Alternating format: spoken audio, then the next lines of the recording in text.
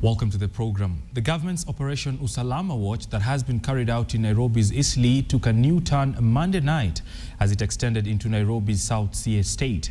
According to residents, at about 11 p.m, police went on a door-to-door sweep, with anyone not being able to produce identification documents getting arrested. Early hours of the morning, police set up roadblocks and they erected roadblocks at various entry and exit points to the vast South Sea estate. South Sea is mostly inhabited by Kenyans of Somali descent who see the operation as discriminatory.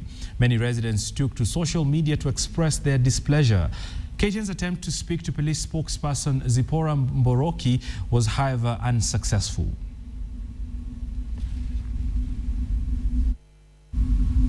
One of the people who was stopped in the early morning soup is KTN's Catherine Omwantho on her way to work. And Catherine is joining us now by way of phone. Catherine, what was the experience for you?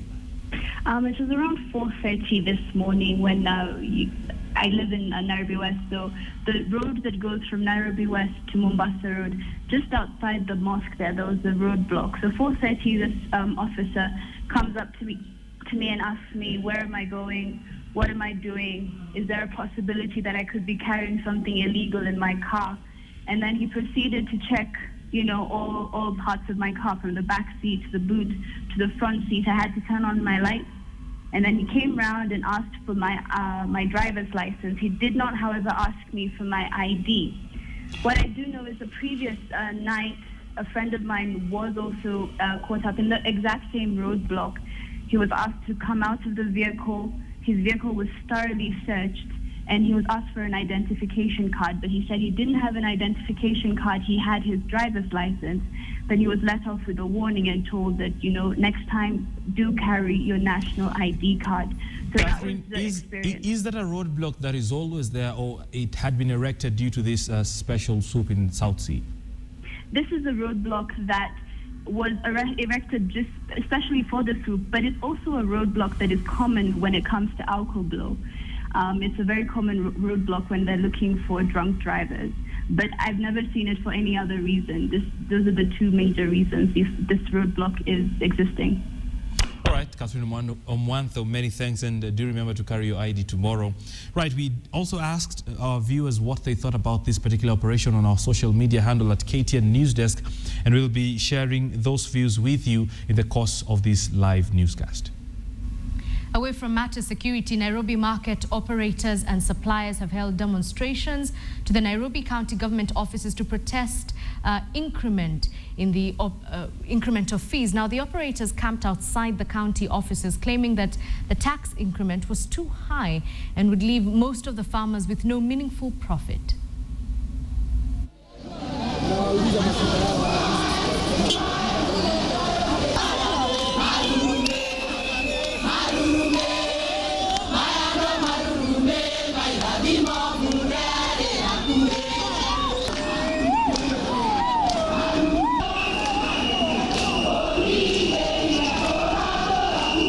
Hatukatai kuongezewa cess, sababu hiyo ni lazima kuongezewa, hatukataa. Lakini hii mambo ya kuongezewa cess ambayo ilikuwa inalipwa 10,000 unaambiwa ulipe 52,000 na profit ambao unapataga kwa hiyo gari hata haijafika 10,000. Unakuta hiyo ni haiwezekani. Unakuta hata wakati wanafanya kuongeza hii cess haina kitu inaitwa consultation. Mnakuta tu siku moja unaambiwa leo bei imetoka kutoka shilingi 50 imeenda 150. Ile makubaliano tulikuwa tumekubaliana nao kwamba wata increase, lakini sio that very big margin. Hiyo ndio tuna protest. Hatu protest kuongezewa kitu ambayo haijakubaliwa. All refugees and asylum seekers residing in non-designated areas are required to move to Dadaab or Kakuma refugee camp as soon as possible. While issuing the order, the Department of Refugee Affairs refuted claims that it was targeting any particular refugee group. Kenya is currently hosting over 600,000 refugees, all of whom are now required to report to the refugee camps. I am appealing to all refugees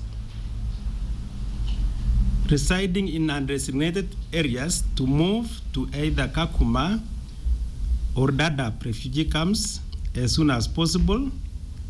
Schools have just closed for the holidays, and therefore I'm urging them to take advantage of the holidays to move. All refugees are free to organize their transport or seek assistance from the Department of Refugee Affairs. Those who want to travel in groups, for example, can do so, but should obtain escort from the police or inform the Department of Refugee Affairs so that escort can be arranged for them. Homa Bay Senator and former Immigration Minister Otieno Kajwang now says the current police operation to flush out suspected immigrants in Eastleigh and other areas might end up being counterproductive. The legislator defended his tenure at the Immigration Ministry, denying claims that the highest number of immigrants got Kenyan documents during his time as Immigration Minister. He was answering questions on KTN's Person of Interest that airs every Tuesday from 7 to 8 a.m. on KTN's Morning Express. What is happening in Eastleigh is not going to be helpful much, and it is also happening in Homa Bay, let me tell you. I was called by a young lady from the Somali origin, from the cells in Homa Bay, speaking perfect Luo because that's where she was born. And that is where her father was born, and her grandfather was born. So she is more of a Luo speaker than some of us. Mm-hmm. And she said, we are in cells. I said, why? Because all Somalis have been rounded up and taken to Homa Bay cells. That does not deal with the problem that we have, because first of all, it will make these people very resentful. They will feel like they are not Kenyans. They feel like they're being targeted. They feel hostile to authority, and probably not help us get to the real problem. How did ODM lose the last election? There's a question that I should ask you. Well, let me say this. ODM never lost in the last election. ODM was robbed of victory, now twice. How? Because the figures are there. You know, there are 1.6 million votes that could not be accounted for. Or, put it the other way, the presidential votes as cast were more in numbers than the combined parliamentary votes, than the combined governors' votes, than the combined senators' votes. They should have been equal or close to equal. But there was a huge difference between the presidential vote and these ones. You cannot tell me that some people got into the ballot the ballot area and voted only for the president and left all the others. Possible? No, I remember. Well, that latest soup in South Sea has elicited mixed reactions, especially from the residents of that area in the capital, and of course from legislators as we've seen on TV. And we're welcoming your views on this on our Twitter handle, that's at KTN Kenya. Right now, though, let's cross over to the courts. And this is in regard to a tough war that emerged between Parliament and the judiciary over what was described as a contentious report touching on the conduct of the Judicial Service Commission. It did specifically state that 6 of JSC members were to be removed from office, but the court intervened. And so Patrick Amimo has the very latest from Milimani. Patrick, what do we have today? Thank you, Edith. I'm at the Milimani Law Courts, where 5 judges have just delivered their interpretation on this matter that touches on the doctrine of separation of powers. And from their ruling, they've said that the establishment of the tribunal by the head of state was contrary to the Constitution, because the matter had been before the court, and the court had issued conservatory orders twice, but Parliament went ahead to defy these orders. And so by the President acting on this decision that had gone against the court orders, it was also contrary. So any action to form the tribunal, the court has said, is null and void. Remember, in December last year, Justice George Odunga did stop the swearing in of the Ringera-led tribunal until the case was heard and determined. So the judges have said that the Parliament has a role. In fact, when it comes to oversight role, it does not mean that the National Assembly is supposed to micromanage institutions. The matter of oversight, though it's not defined by the Constitution, it's only supposed to monitor institutions and not micromanage institutions. The judges also took issue with the Parliamentary Committee on Justice and Legal Affairs, the way it treated the Counsel for the Judicial Service Commission when he appeared before it, and they decided they will not hear the counsel but go ahead and make their own decisions.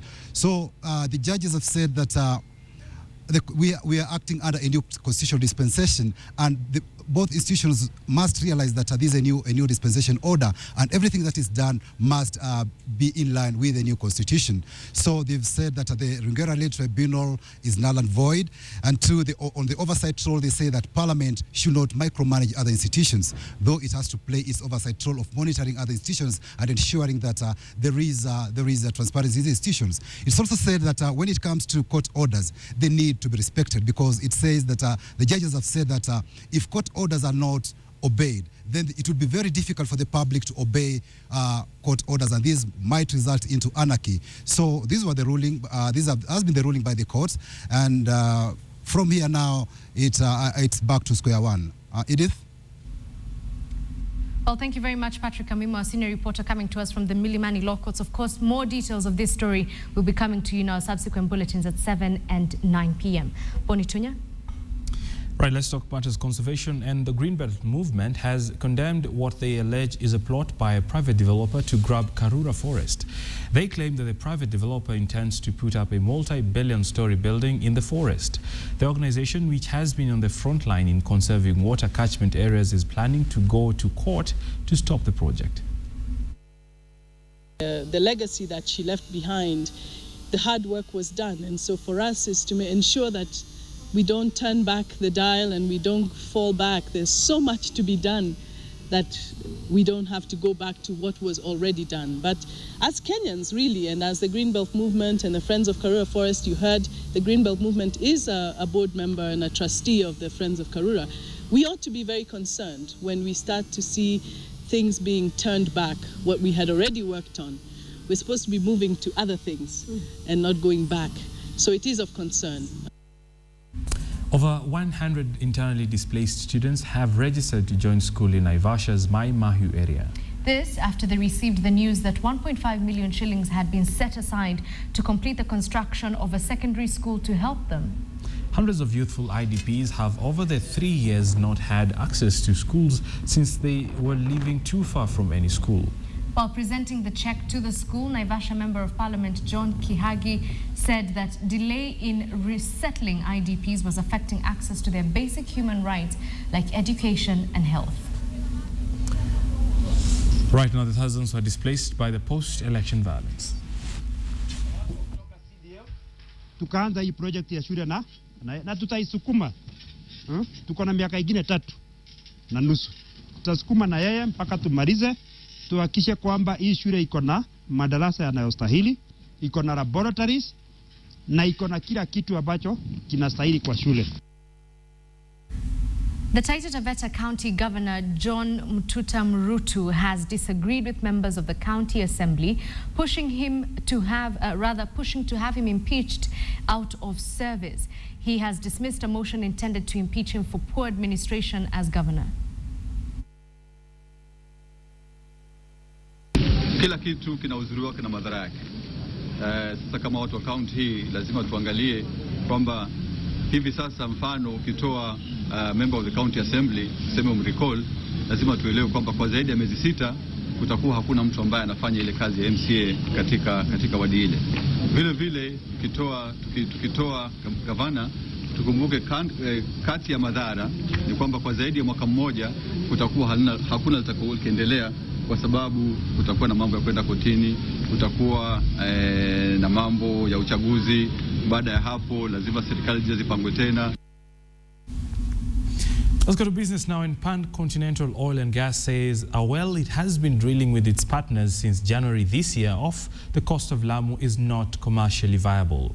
The firm says the Sunbird 1 well incurred trace amounts of natural gas, adding that the small amounts are a clear indication that there are huge deposits of gas and oil. The Explorer further announced that the well would be abandoned. But further analysis would be done on the deposits recovered now.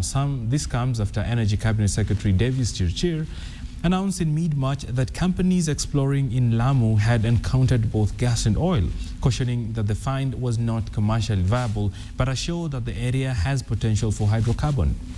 Now, the Sunbird 1 well is operated by UK firm BG Group, which has a 50% stake in the exploration block, while Thailand's PTTEP has 31.25% and Pan Continental has 18.75%.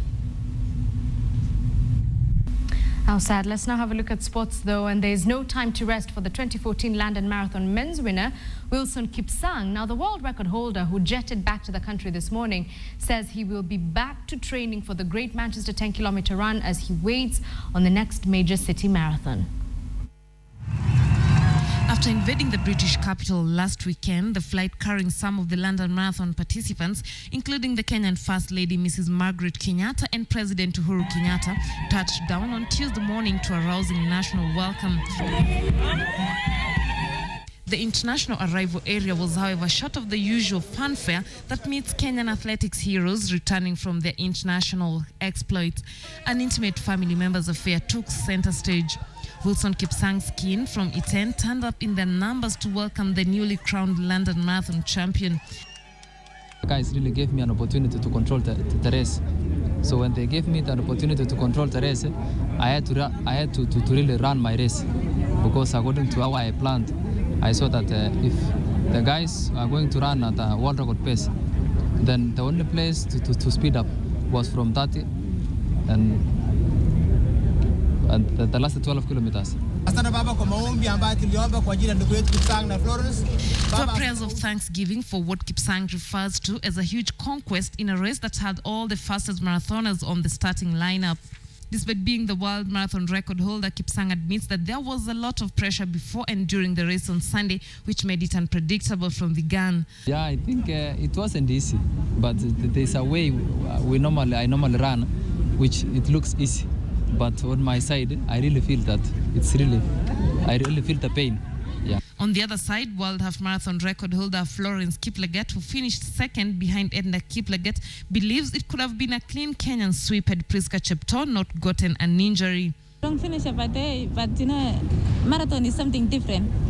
You never knew your mileage. So, and Edna is so experienced in marathon. She has run many marathons, and for me, I still have to gain some experience from her. After the successful completion and good results at the London Marathon, focus will now shift to the Boston Marathon, where another group of Kenyans will be taking part with hopes of conquering the world. Lynn Washira, KTN.